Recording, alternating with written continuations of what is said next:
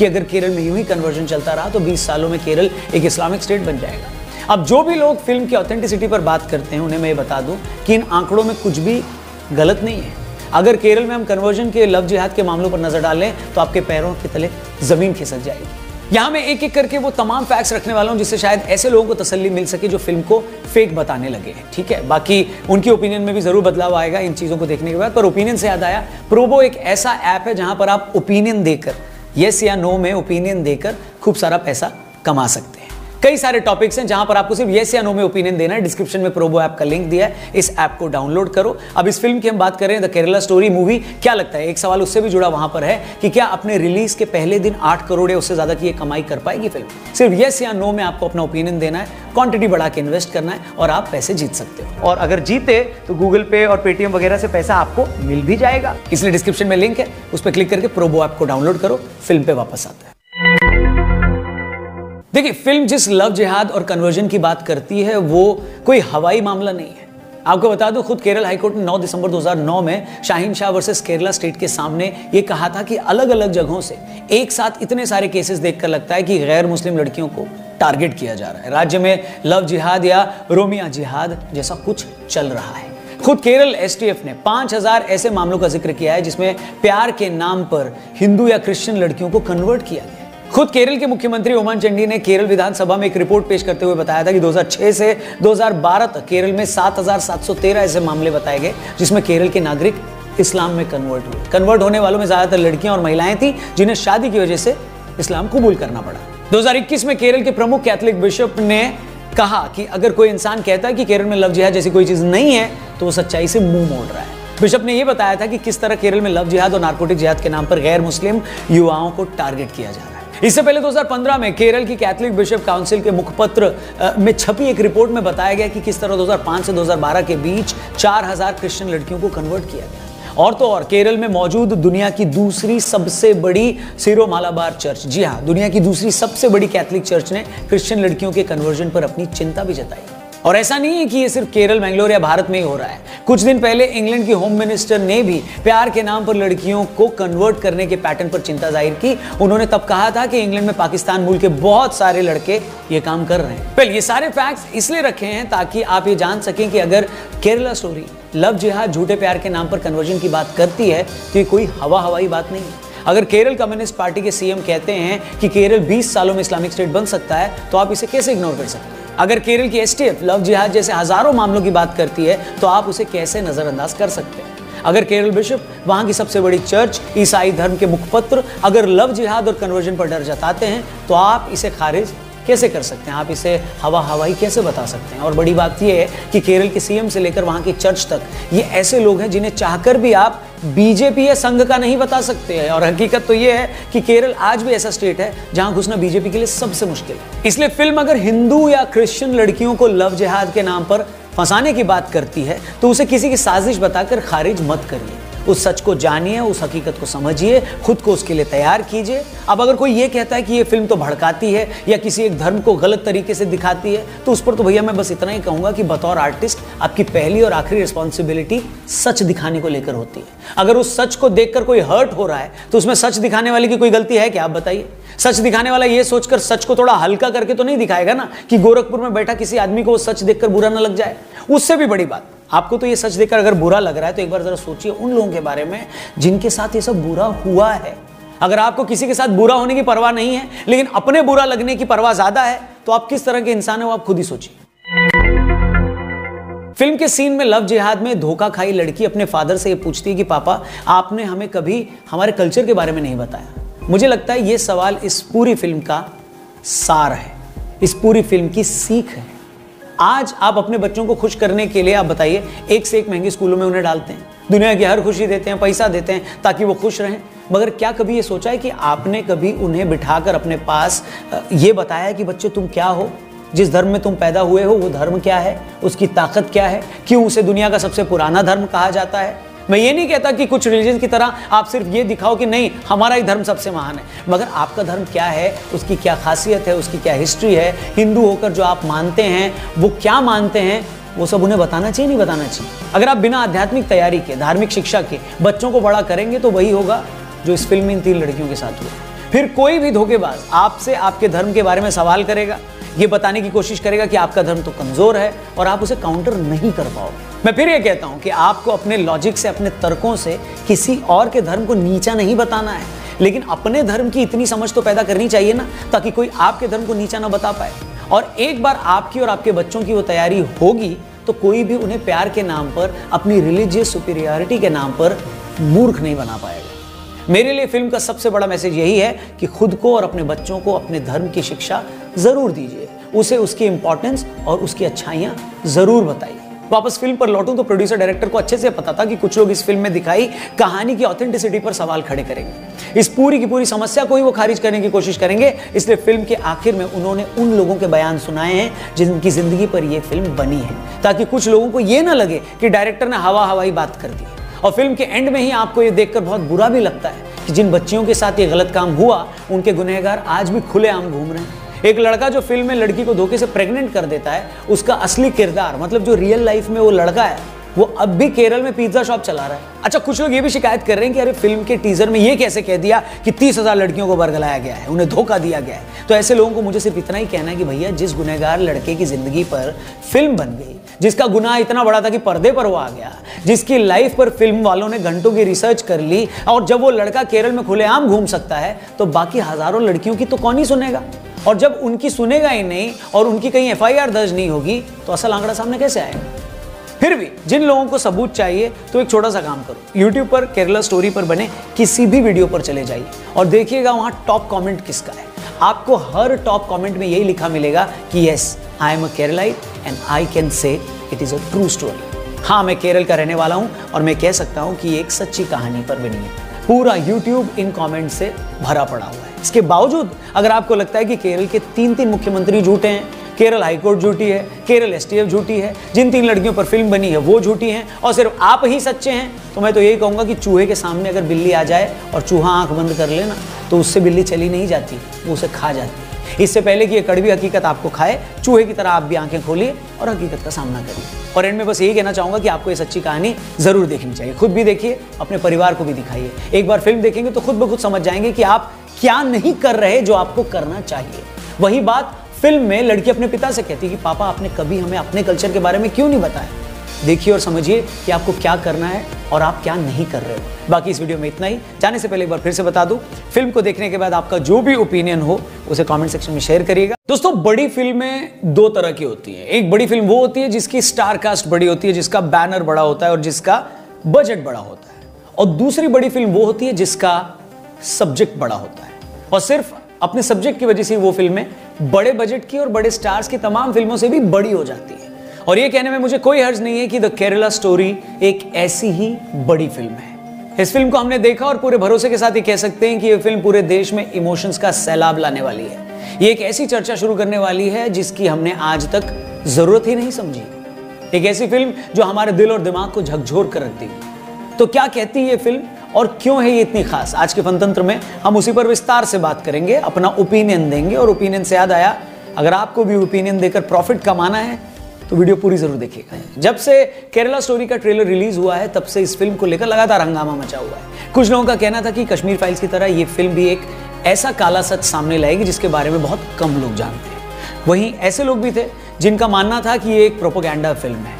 मगर 2 घंटे 18 मिनट की ये फिल्म को बड़े करीब से देखने के बाद मैं ये भरोसे के साथ कह सकता हूं कि फिल्म में ऐसा कुछ भी नहीं दिखाया गया जो झूठ हो।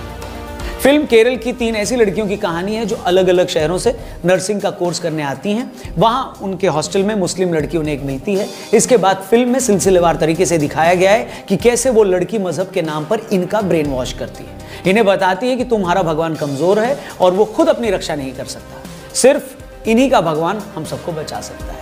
इनको अपने मुस्लिम दोस्तों से मिलवाती है जो इनके प्रेम का झूठा नाटक करते हैं। चेहरे मोहरे से और शरीफ दिखने वाले ऐसे लड़कों का काम ही यही है कि वो ऐसी कमजोर लड़कियों को अपने प्यार में फंसाते हैं, फिर इनसे फिजिकल रिलेशन बनाते हैं, उन्हें प्रेग्नेंट तक कर देते हैं ताकि वो उनसे शादी के लिए मजबूर हो जाएं और फिर शादी के नाम पर उन्हें कन्वर्ट किया जा सके। और इसके बाद उनके साथ बहुत कुछ होता है जिसे देखकर आपकी रूह कांप जाएगी। उसका ब्यौरा मैं यहाँ पर नहीं दूंगा, उसके बारे में बात नहीं करूंगा। आप थिएटर में जाकर देखेंगे तो आपको समझ में आ जाएगा। फिल्म में एक जगह पीड़ित लड़की सीनियर पुलिस ऑफिसर के सामने रोते हुए शिकायत करती है कि किस तरह प्यार के नाम पर गैर मुस्लिम लड़कियों को फंसाया जा रहा है। वो बताती है कि इसके लिए क्या क्या हथकंडे अपनाए जा रहे हैं। अपनी शिकायत में वो केरल के पूर्व सीएम का हवाला देते हुए भी ये कहती है कि अगर केरल में यूं ही कन्वर्जन चलता रहा तो 20 सालों में केरल एक इस्लामिक स्टेट बन जाएगा। अब जो भी लोग फिल्म की ऑथेंटिसिटी पर बात करते हैं उन्हें मैं ये बता दूं कि इन आंकड़ों में कुछ भी गलत नहीं है। अगर केरल में हम कन्वर्जन के लव जिहाद के मामलों पर नजर डालें तो आपके पैरों के तले जमीन खिसक जाएगी। यहां मैं एक एक करके वो तमाम फैक्ट्स रखने वाला हूं जिससे शायद ऐसे लोगों को तसल्ली मिल सके जो फिल्म को फेक बताने लगे हैं। ठीक है, बाकी उनकी ओपिनियन में भी जरूर बदलाव आएगा इन चीजों को देखने के बाद। पर ओपिनियन से याद आया, प्रोबो एक ऐसा ऐप है जहां पर आप ओपिनियन देकर, यस या नो में ओपिनियन देकर खूब सारा पैसा कमा सकते हैं। कई सारे टॉपिक्स हैं जहां पर आपको सिर्फ यस या नो में ओपिनियन देना है। डिस्क्रिप्शन में प्रोबो ऐप का लिंक दिया है, इस ऐप को डाउनलोड करो। अब इस फिल्म की हम बात कर रहे हैं द केरला स्टोरी मूवी। क्या लगता है, एक सवाल उससे भी जुड़ा वहां पर है कि क्या अपने रिलीज के पहले दिन 8 करोड़ या उससे ज्यादा की कमाई कर पाएगी फिल्म? सिर्फ यस या नो में आपको अपना ओपिनियन देना है, क्वांटिटी बढ़ा के इन्वेस्ट करना है और आप पैसे जीत सकते हो। और अगर जीते तो गूगल पे और पेटीएम वगैरह से पैसा आपको मिल भी जाएगा। इसलिए डिस्क्रिप्शन में लिंक है, उस पर क्लिक करके प्रोबो ऐप को डाउनलोड करो। फिल्म पे वापस आता है।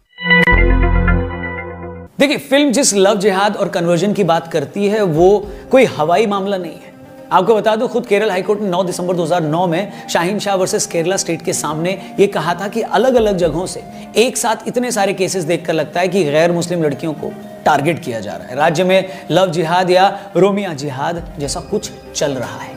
खुद केरल एसटीएफ ने 5000 ऐसे मामलों का जिक्र किया है जिसमें प्यार के नाम पर हिंदू या क्रिश्चियन लड़कियों को कन्वर्ट किया गया। खुद केरल के मुख्यमंत्री ओमान चंडी ने केरल विधानसभा में एक रिपोर्ट पेश करते हुए बताया था कि 2006 से 2012 तक केरल में 7713 ऐसे मामले बताए गए जिसमें केरल के नागरिक इस्लाम में कन्वर्ट हुए। कन्वर्ट होने वालों में ज्यादातर लड़कियां और महिलाएं थी जिन्हें शादी की वजह से इस्लाम कबूल करना पड़ा। 2021 में केरल के प्रमुख कैथोलिक बिशप ने कहा कि अगर कोई इंसान कहता है कि केरल में लव जिहाद जैसी कोई चीज नहीं है तो वो सच्चाई से मुंह मोड़ रहा है। बिशप ने यह बताया था कि किस तरह केरल में लव जिहाद और नारकोटिक जिहाद के नाम पर गैर मुस्लिम युवाओं को टारगेट किया जा रहा है। इससे पहले 2015 में केरल की कैथोलिक बिशप काउंसिल के मुखपत्र में छपी एक रिपोर्ट में बताया गया कि किस तरह 2005 से 2012 के बीच 4000 क्रिश्चियन लड़कियों को कन्वर्ट किया गया। और तो और केरल में मौजूद दुनिया की दूसरी सबसे बड़ी सीरो मालाबार चर्च, जी हाँ, दुनिया की दूसरी सबसे बड़ी कैथोलिक चर्च ने क्रिश्चियन लड़कियों के कन्वर्जन पर अपनी चिंता भी जताई। और ऐसा नहीं है कि ये सिर्फ केरल, बेंगलोर या भारत में ही हो रहा है। कुछ दिन पहले इंग्लैंड की होम मिनिस्टर ने भी प्यार के नाम पर लड़कियों को कन्वर्ट करने के पैटर्न पर चिंता जाहिर की। उन्होंने तब कहा था कि इंग्लैंड में पाकिस्तान मूल के बहुत सारे लड़के ये काम कर रहे हैं। पहले ये सारे फैक्ट्स इसलिए रखे हैं ताकि आप ये जान सकें कि अगर केरला स्टोरी लव जिहाद झूठे प्यार के नाम पर कन्वर्जन की बात करती है तो ये कोई हवाई बात नहीं है। अगर केरल कम्युनिस्ट पार्टी के सीएम कहते हैं कि केरल 20 सालों में इस्लामिक स्टेट बन सकता है तो आप इसे कैसे इग्नोर कर सकते हैं? अगर केरल की एसटीएफ लव जिहाद जैसे हजारों मामलों की बात करती है तो आप उसे कैसे नजरअंदाज कर सकते हैं? अगर केरल बिशप, वहां की सबसे बड़ी चर्च, ईसाई धर्म के मुखपत्र अगर लव जिहाद और कन्वर्जन पर डर जताते हैं तो आप इसे खारिज कैसे कर सकते हैं? आप इसे हवाई कैसे बता सकते हैं? और बड़ी बात यह है कि केरल के सीएम से लेकर वहां की चर्च तक ये ऐसे लोग हैं जिन्हें चाहकर भी आप बीजेपी या संघ का नहीं बता सकते हैं। और हकीकत तो यह है कि केरल आज भी ऐसा स्टेट है जहां घुसना बीजेपी के लिए सबसे मुश्किल है। इसलिए फिल्म अगर हिंदू या क्रिश्चियन लड़कियों को लव जिहाद के नाम पर फंसाने की बात करती है तो उसे किसी की साजिश बताकर खारिज मत करिए। उस सच को जानिए, उस हकीकत को समझिए, खुद को उसके लिए तैयार कीजिए। अब अगर कोई ये कहता है कि ये फिल्म तो भड़काती है या किसी एक धर्म को गलत तरीके से दिखाती है तो उस पर तो भैया मैं बस इतना ही कहूंगा कि बतौर आर्टिस्ट आपकी पहली और आखिरी रिस्पॉन्सिबिलिटी सच दिखाने को लेकर होती है। अगर उस सच को देखकर कोई हर्ट हो रहा है तो उसमें सच दिखाने वाले की कोई गलती है क्या? आप बताइए। सच दिखाने वाला ये सोचकर सच को थोड़ा हल्का करके तो नहीं दिखाएगा ना कि गोरखपुर में बैठा किसी आदमी को वो सच देखकर बुरा ना लग जाए। उससे भी बड़ी बात, आपको तो ये सच देखकर अगर बुरा लग रहा है तो एक बार जरा सोचिए उन लोगों के बारे में जिनके साथ ये सब बुरा हुआ है। अगर आपको किसी के साथ बुरा होने की परवाह नहीं है लेकिन अपने बुरा लगने की परवाह ज्यादा है तो आप किस तरह के इंसान है वो आप खुद ही सोचिए। फिल्म के सीन में लव जिहाद में धोखा खाई लड़की अपने फादर से ये पूछती है कि पापा आपने हमें कभी हमारे कल्चर के बारे में नहीं बताया। मुझे लगता है ये सवाल इस पूरी फिल्म का सार है, इस पूरी फिल्म की सीख है। आज आप अपने बच्चों को खुश करने के लिए आप बताइए एक से एक महंगे स्कूलों में उन्हें डालते हैं, दुनिया की हर खुशी देते हैं, पैसा देते हैं ताकि वो खुश रहें।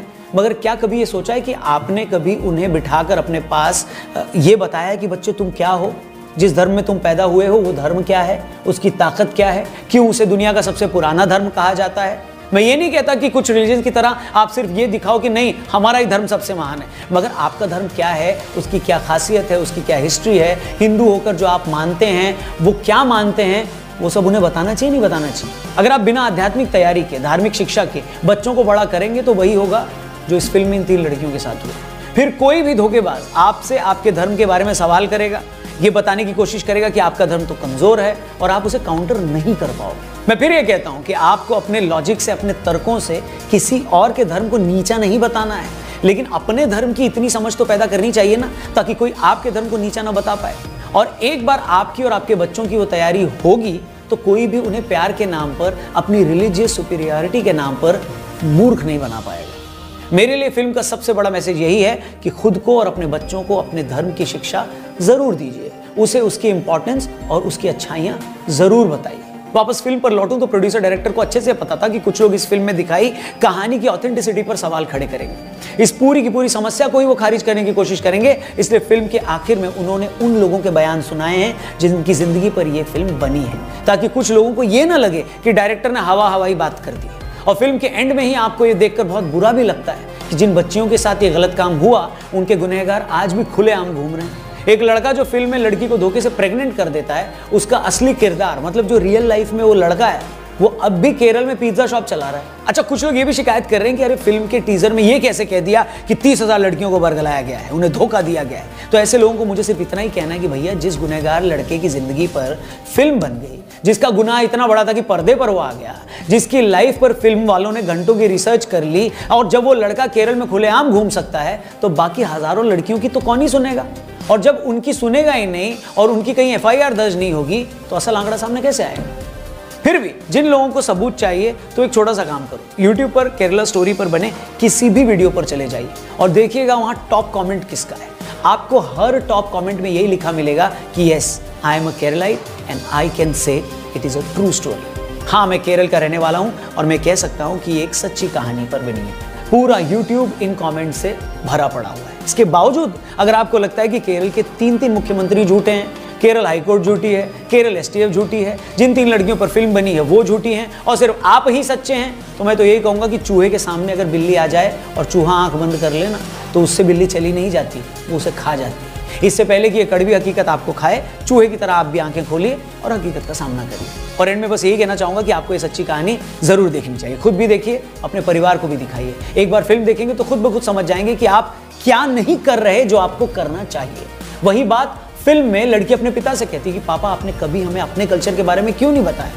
देखिए और समझिए कि आपको क्या करना है और आप क्या नहीं कर रहे हो। बाकी इस वीडियो में इतना ही। जाने से पहले एक बार फिर से बता दूं, फिल्म को देखने के बाद आपका जो भी ओपिनियन हो उसे कमेंट सेक्शन में शेयर करिएगा। दोस्तों, बड़ी फिल्में 2 तरह की होती हैं। एक बड़ी फिल्म वो होती है जिसकी स्टार कास्ट बड़ी होती है, जिसका बैनर बड़ा होता है और जिसका बजट बड़ा होता है, और दूसरी बड़ी फिल्म वो होती है जिसका सब्जेक्ट बड़ा होता है और सिर्फ अपने सब्जेक्ट की वजह से वो फिल्में बड़े बजट की और बड़े स्टार्स की तमाम फिल्मों से भी बड़ी हो जाती है।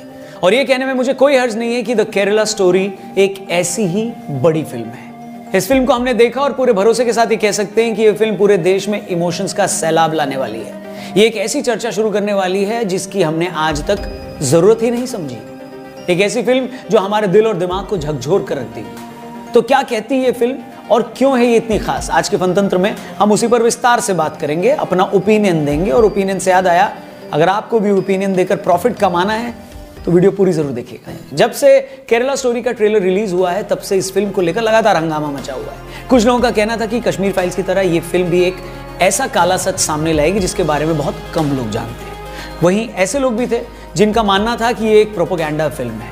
मगर 2 घंटे 18 मिनट की ये फिल्म को बड़े करीब से देखने के बाद मैं ये भरोसे के साथ कह सकता हूँ कि फिल्म में ऐसा कुछ भी नहीं दिखाया गया जो झूठ हो। फिल्म केरल की 3 ऐसी लड़कियों की कहानी है जो अलग अलग शहरों से नर्सिंग का कोर्स करने आती हैं। वहां उनके हॉस्टल में मुस्लिम लड़की उन्हें एक मिलती है। इसके बाद फिल्म में सिलसिलेवार तरीके से दिखाया गया है कि कैसे वो लड़की मजहब के नाम पर इनका ब्रेन वॉश करती है। इन्हें बताती है कि तुम्हारा भगवान कमजोर है और वो खुद अपनी रक्षा नहीं कर सकता, सिर्फ इन्हीं का भगवान हम सबको बचा सकता है। इनको अपने मुस्लिम दोस्तों से मिलवाती है जो इनके प्रेम का झूठा नाटक करते हैं चेहरे मोहरे से, और शरीफ दिखने वाले ऐसे लड़कों का काम ही यही है कि वो ऐसी कमजोर लड़कियों को अपने प्यार में फंसाते हैं, फिर इनसे फिजिकल रिलेशन बनाते हैं, उन्हें प्रेग्नेंट तक कर देते हैं ताकि वो उनसे शादी के लिए मजबूर हो जाए और फिर शादी के नाम पर उन्हें कन्वर्ट किया जा सके। और इसके बाद उनके साथ बहुत कुछ होता है जिसे देखकर आपकी रूह कांप जाएगी। उसका ब्यौरा मैं यहाँ पर नहीं दूंगा, उसके बारे में बात नहीं करूंगा, आप थिएटर में जाकर देखेंगे तो आपको समझ में आ जाएगा। फिल्म में एक जगह पीड़ित लड़की सीनियर पुलिस ऑफिसर के सामने रोते हुए शिकायत करती है कि किस तरह प्यार के नाम पर गैर मुस्लिम लड़कियों को फंसाया जा रहा है। वो बताती है कि इसके लिए क्या क्या हथकंडे अपनाए जा रहे हैं। अपनी शिकायत में वो केरल के पूर्व सीएम का हवाला देते हुए भी ये कहती है कि अगर केरल में यूं ही कन्वर्जन चलता रहा तो 20 सालों में केरल एक इस्लामिक स्टेट बन जाएगा। अब जो भी लोग फिल्म की ऑथेंटिसिटी पर बात करते हैं उन्हें मैं ये बता दूं कि इन आंकड़ों में कुछ भी गलत नहीं है। अगर केरल में हम कन्वर्जन के लव जिहाद के मामलों पर नजर डालें तो आपके पैरों के तले जमीन खिसक जाएगी। यहां मैं एक एक करके वो तमाम फैक्ट्स रखने वाला हूं जिससे शायद ऐसे लोगों को तसल्ली मिल सके जो फिल्म को फेक बताने लगे हैं। ठीक है, बाकी उनकी ओपिनियन में भी जरूर बदलाव आएगा इन चीजों को देखने के बाद। पर ओपिनियन से याद आया, प्रोबो एक ऐसा ऐप है जहां पर आप ओपिनियन देकर, यस या नो में ओपिनियन देकर खूब सारा पैसा कमा सकते हैं। कई सारे टॉपिक्स हैं जहां पर आपको सिर्फ यस या नो में ओपिनियन देना है। डिस्क्रिप्शन में प्रोबो ऐप का लिंक दिया है, इस ऐप को डाउनलोड करो। अब इस फिल्म की हम बात कर रहे हैं द केरला स्टोरी मूवी। क्या लगता है, एक सवाल उससे भी जुड़ा वहां पर है कि क्या अपने रिलीज के पहले दिन 8 करोड़ या उससे ज्यादा की ये कमाई कर पाएगी फिल्म? सिर्फ यस या नो में आपको अपना ओपिनियन देना है, क्वांटिटी बढ़ा के इन्वेस्ट करना है और आप पैसे जीत सकते हो। और अगर जीते तो गूगल पे और पेटीएम वगैरह से पैसा आपको मिल भी जाएगा। इसलिए डिस्क्रिप्शन में लिंक है, उस पर क्लिक करके प्रोबो ऐप को डाउनलोड करो। फिल्म पे वापस आते हैं। देखिए, फिल्म जिस लव जिहाद और कन्वर्जन की बात करती है वो कोई हवाई मामला नहीं है। आपको बता दूं, खुद केरल हाईकोर्ट ने 9 दिसंबर 2009 में शाहीन शाह वर्सेस केरला स्टेट के सामने ये कहा था कि अलग अलग जगहों से एक साथ इतने सारे केसेस देखकर लगता है कि गैर मुस्लिम लड़कियों को टारगेट किया जा रहा है। राज्य में लव जिहाद या रोमिया जिहाद जैसा कुछ चल रहा है। खुद केरल एसटीएफ ने 5000 ऐसे मामलों का जिक्र किया है जिसमें प्यार के नाम पर हिंदू या क्रिश्चियन लड़कियों को कन्वर्ट किया गया। खुद केरल के मुख्यमंत्री ओमान चंडी ने केरल विधानसभा में एक रिपोर्ट पेश करते हुए बताया था कि 2006 से 2012 तक केरल में 7713 ऐसे मामले बताए गए जिसमें केरल के नागरिक इस्लाम में कन्वर्ट हुए। कन्वर्ट होने वालों में ज्यादातर लड़कियां और महिलाएं थी जिन्हें शादी की वजह से इस्लाम कबूल करना पड़ा। 2021 में केरल के प्रमुख कैथोलिक बिशप ने कहा कि अगर कोई इंसान कहता है कि केरल में लव जिहाद जैसी कोई चीज नहीं है तो वो सच्चाई से मुंह मोड़ रहा है। बिशप ने यह बताया था कि किस तरह केरल में लव जिहाद और नारकोटिक जिहाद के नाम पर गैर मुस्लिम युवाओं को टारगेट किया जा रहा है। इससे पहले 2015 में केरल की कैथोलिक बिशप काउंसिल के मुखपत्र में छपी एक रिपोर्ट में बताया गया कि किस तरह 2005 से 2012 के बीच 4000 क्रिश्चियन लड़कियों को कन्वर्ट किया गया। और तो और केरल में मौजूद दुनिया की दूसरी सबसे बड़ी सीरो मालाबार चर्च, जी हाँ, दुनिया की दूसरी सबसे बड़ी कैथोलिक चर्च ने क्रिश्चियन लड़कियों के कन्वर्जन पर अपनी चिंता भी जताई। और ऐसा नहीं है कि ये सिर्फ केरल, बेंगलोर या भारत में ही हो रहा है। कुछ दिन पहले इंग्लैंड की होम मिनिस्टर ने भी प्यार के नाम पर लड़कियों को कन्वर्ट करने के पैटर्न पर चिंता जाहिर की। उन्होंने तब कहा था कि इंग्लैंड में पाकिस्तान मूल के बहुत सारे लड़के ये काम कर रहे हैं। पहले ये सारे फैक्ट्स इसलिए रखे हैं ताकि आप ये जान सकें कि अगर केरला स्टोरी लव जिहाद, झूठे प्यार के नाम पर कन्वर्जन की बात करती है तो ये कोई हवाई बात नहीं है। अगर केरल कम्युनिस्ट पार्टी के सीएम कहते हैं कि केरल 20 सालों में इस्लामिक स्टेट बन सकता है तो आप इसे कैसे इग्नोर कर सकते हैं? अगर केरल की एसटीएफ लव जिहाद जैसे हजारों मामलों की बात करती है तो आप उसे कैसे नजरअंदाज कर सकते हैं? अगर केरल बिशप, वहां की सबसे बड़ी चर्च, ईसाई धर्म के मुखपत्र अगर लव जिहाद और कन्वर्जन पर डर जताते हैं तो आप इसे खारिज कैसे कर सकते हैं? आप इसे हवाई कैसे बता सकते हैं? और बड़ी बात यह है कि केरल के सीएम से लेकर वहां की चर्च तक ये ऐसे लोग हैं जिन्हें चाहकर भी आप बीजेपी या संघ का नहीं बता सकते हैं। और हकीकत तो यह है कि केरल आज भी ऐसा स्टेट है जहां घुसना बीजेपी के लिए सबसे मुश्किल है। इसलिए फिल्म अगर हिंदू या क्रिश्चियन लड़कियों को लव जिहाद के नाम पर फंसाने की बात करती है तो उसे किसी की साजिश बताकर खारिज मत करिए। उस सच को जानिए, उस हकीकत को समझिए, खुद को उसके लिए तैयार कीजिए। अब अगर कोई ये कहता है कि ये फिल्म तो भड़काती है या किसी एक धर्म को गलत तरीके से दिखाती है तो उस पर तो भैया मैं बस इतना ही कहूंगा कि बतौर आर्टिस्ट आपकी पहली और आखिरी रिस्पॉन्सिबिलिटी सच दिखाने को लेकर होती है। अगर उस सच को देखकर कोई हर्ट हो रहा है तो उसमें सच दिखाने वाले की कोई गलती है क्या? आप बताइए। सच दिखाने वाला ये सोचकर सच को थोड़ा हल्का करके तो नहीं दिखाएगा ना कि गोरखपुर में बैठा किसी आदमी को वो सच देखकर बुरा ना लग जाए। उससे भी बड़ी बात, आपको तो ये सच देखकर अगर बुरा लग रहा है तो एक बार जरा सोचिए उन लोगों के बारे में जिनके साथ ये सब बुरा हुआ है। अगर आपको किसी के साथ बुरा होने की परवाह नहीं है लेकिन अपने बुरा लगने की परवाह ज्यादा है तो आप किस तरह के इंसान है वो आप खुद ही सोचिए। फिल्म के सीन में लव जिहाद में धोखा खाई लड़की अपने फादर से ये पूछती है कि पापा, आपने हमें कभी हमारे कल्चर के बारे में नहीं बताया। मुझे लगता है ये सवाल इस पूरी फिल्म का सार है, इस पूरी फिल्म की सीख है। आज आप अपने बच्चों को खुश करने के लिए आप बताइए एक से एक महंगे स्कूलों में उन्हें डालते हैं, दुनिया की हर खुशी देते हैं, पैसा देते हैं ताकि वो खुश रहें। मगर क्या कभी ये सोचा है कि आपने कभी उन्हें बिठाकर अपने पास ये बताया कि बच्चे तुम क्या हो, जिस धर्म में तुम पैदा हुए हो वो धर्म क्या है, उसकी ताकत क्या है, क्यों उसे दुनिया का सबसे पुराना धर्म कहा जाता है?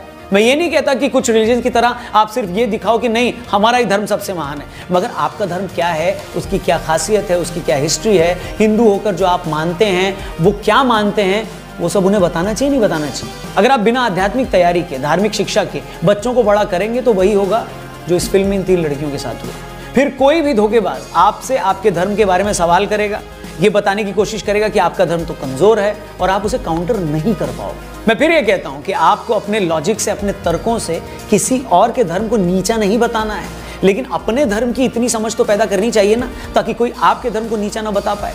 और एक बार आपकी और आपके बच्चों की वो तैयारी होगी तो कोई भी उन्हें प्यार के नाम पर, अपनी रिलीजियस सुपीरियरिटी के नाम पर मूर्ख नहीं बना पाएगा।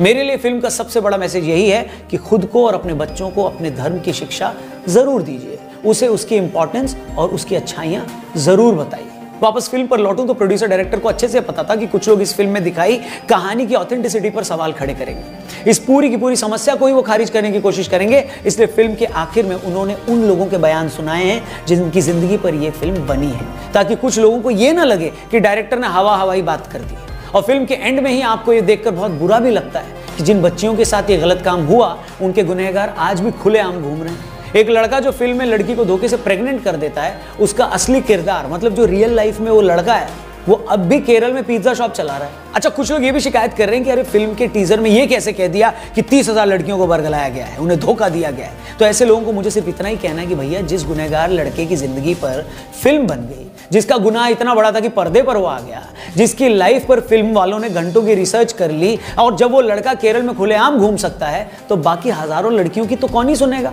और जब उनकी सुनेगा ही नहीं और उनकी कहीं FIR दर्ज नहीं होगी तो असल आंकड़ा सामने कैसे आएगा। फिर भी जिन लोगों को सबूत चाहिए तो एक छोटा सा काम करो, YouTube पर केरला स्टोरी पर बने किसी भी वीडियो पर चले जाइए और देखिएगा वहां टॉप कमेंट किसका है। आपको हर टॉप कमेंट में यही लिखा मिलेगा कि yes, I am a Keralite and I can say it is a true story. हाँ, मैं केरल का रहने वाला हूं और मैं कह सकता हूं कि एक सच्ची कहानी पर बनी है। पूरा YouTube इन कमेंट से भरा पड़ा हुआ है। इसके बावजूद अगर आपको लगता है कि केरल के 3 मुख्यमंत्री झूठे हैं, केरल हाईकोर्ट झूठी है, केरल STF झूठी है, जिन 3 लड़कियों पर फिल्म बनी है वो झूठी हैं और सिर्फ आप ही सच्चे हैं, तो मैं तो यही कहूंगा कि चूहे के सामने अगर बिल्ली आ जाए और चूहा आंख बंद कर लेना तो उससे बिल्ली चली नहीं जाती, वो उसे खा जाती है। इससे पहले कि ये कड़वी हकीकत आपको खाए, चूहे की तरह आप भी आंखें खोलिए और हकीकत का सामना करिए। और एंड में बस यही कहना चाहूंगा कि आपको ये सच्ची कहानी जरूर देखनी चाहिए। खुद भी देखिए, अपने परिवार को भी दिखाइए। एक बार फिल्म देखेंगे तो खुद ब खुद समझ जाएंगे कि आप क्या नहीं कर रहे जो आपको करना चाहिए। वही बात फिल्म में लड़की अपने पिता से कहती है कि पापा, आपने कभी हमें अपने कल्चर के बारे में क्यों नहीं बताया। देखिए और समझिए कि आपको क्या करना है और आप क्या नहीं कर रहे हो। बाकी इस वीडियो में इतना ही। जाने से पहले एक बार फिर से बता दूं, फिल्म को देखने के बाद आपका जो भी ओपिनियन हो उसे कमेंट सेक्शन में शेयर करिएगा। दोस्तों, बड़ी फिल्में 2 तरह की होती हैं। एक बड़ी फिल्म वो होती है जिसकी स्टार कास्ट बड़ी होती है, जिसका बैनर बड़ा होता है और जिसका बजट बड़ा होता है, और दूसरी बड़ी फिल्म वो होती है जिसका सब्जेक्ट बड़ा होता है और सिर्फ अपने सब्जेक्ट की वजह से वो फिल्में बड़े बजट की और बड़े स्टार्स की तमाम फिल्मों से भी बड़ी हो जाती है। और ये कहने में मुझे कोई हर्ज नहीं है कि द केरला स्टोरी एक ऐसी ही बड़ी फिल्म है। इस फिल्म को हमने देखा और पूरे भरोसे के साथ ये कह सकते हैं कि ये फिल्म पूरे देश में इमोशंस का सैलाब लाने वाली है। ये एक ऐसी चर्चा शुरू करने वाली है जिसकी हमने आज तक जरूरत ही नहीं समझी। एक ऐसी फिल्म जो हमारे दिल और दिमाग को झकझोर कर रखती है। तो क्या कहती है ये फिल्म और क्यों है ये इतनी खास, आज के फनतंत्र में हम उसी पर विस्तार से बात करेंगे, अपना ओपिनियन देंगे। और ओपिनियन से याद आया, अगर आपको भी ओपिनियन देकर प्रॉफिट कमाना है तो वीडियो पूरी जरूर देखिएगा। जब से केरला स्टोरी का ट्रेलर रिलीज हुआ है तब से इस फिल्म को लेकर लगातार हंगामा मचा हुआ है। कुछ लोगों का कहना था कि कश्मीर फाइल्स की तरह ये फिल्म भी एक ऐसा काला सच सामने लाएगी जिसके बारे में बहुत कम लोग जानते हैं। वहीं ऐसे लोग भी थे जिनका मानना था कि ये एक प्रोपेगेंडा फिल्म है। मगर 2 घंटे 18 मिनट की ये फिल्म को बड़े करीब से देखने के बाद मैं ये भरोसे के साथ कह सकता हूं कि फिल्म में ऐसा कुछ भी नहीं दिखाया गया जो झूठ हो। फिल्म केरल की 3 ऐसी लड़कियों की कहानी है जो अलग अलग शहरों से नर्सिंग का कोर्स करने आती हैं। वहां उनके हॉस्टल में मुस्लिम लड़की उन्हें एक मिलती है। इसके बाद फिल्म में सिलसिलेवार तरीके से दिखाया गया है कि कैसे वो लड़की मजहब के नाम पर इनका ब्रेन वॉश करती है। इन्हें बताती है कि तुम्हारा भगवान कमजोर है और वो खुद अपनी रक्षा नहीं कर सकता, सिर्फ इन्हीं का भगवान हम सबको बचा सकता है।